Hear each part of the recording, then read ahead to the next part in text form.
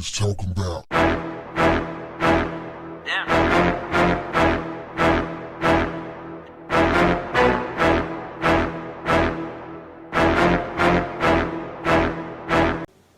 What's up, family?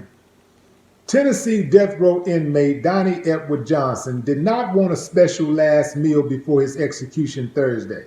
Instead, he wanted his supporters to donate meals to the homeless. Condemned inmates in Tennessee can spend up to $20 on a last meal before they are executed.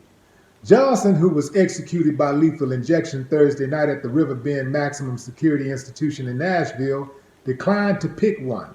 Johnson's attorney, federal public defender Kelly Henry, said the decision was a tribute to executed Tennessee inmate Philip Workman, who had requested that the $20 for his last meal in 2007 go towards vegetarian pizzas for a local homeless shelter. Prison staff did not send a pizza to the shelter, but Workman's supporters did. Johnson wants the people who supported him to do the same, his attorney said. Mr. Johnson realizes that $20 allotment will not feed many homeless people. You got that right. Johnson, who was 68 years old, was sentenced to death for the 1984 murder of his wife Connie, who authorities say he suffocated by stuffing a 30-gallon trash bag down her throat. Interesting enough, his daughter, Cynthia Vaughn, who he adopted, became an advocate for him and asked the governor for mercy. Of course, they denied it.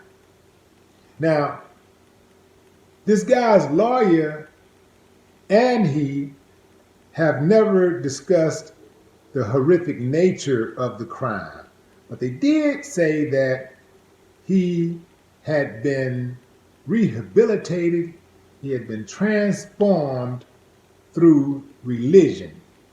And he wanted the governor, Bill Lee, to give him a break, cut him some slack. He found God.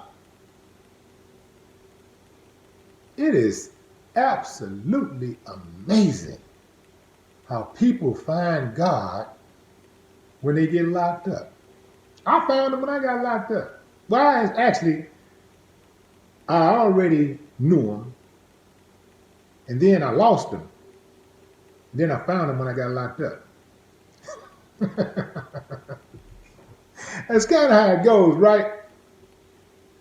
He's like, you believe in God? I believe in God. I believe in God. I go to church and I do all these things, you know what I'm saying? I believe the Ten Commandments and all that stuff.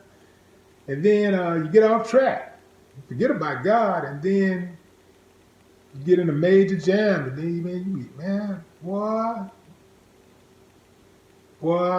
I was looking at like 25. I read that Bible front to back. I read that Bible like a novel. The Bible is supposed to be a reference book. I read that thing like front to back, like it was a novel, like a romance novel or something. Interesting. But yeah,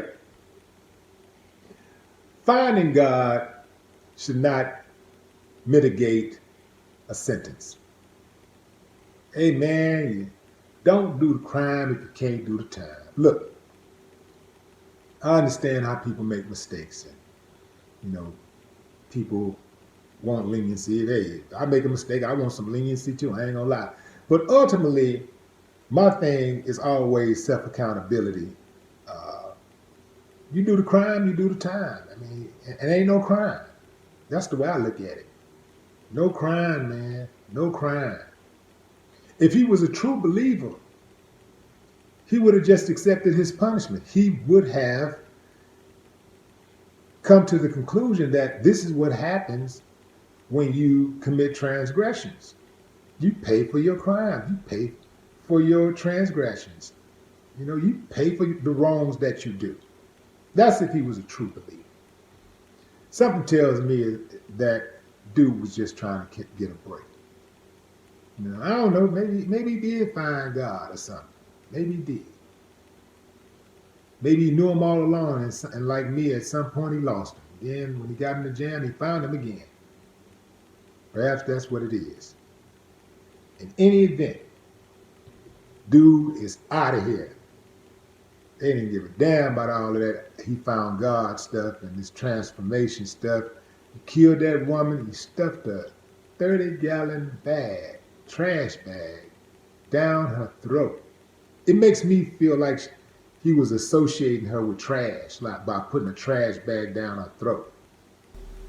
Dude committed his crime in 1984.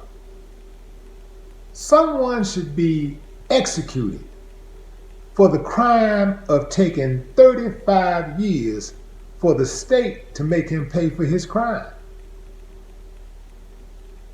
No more talk. What the haters talking about? Yeah.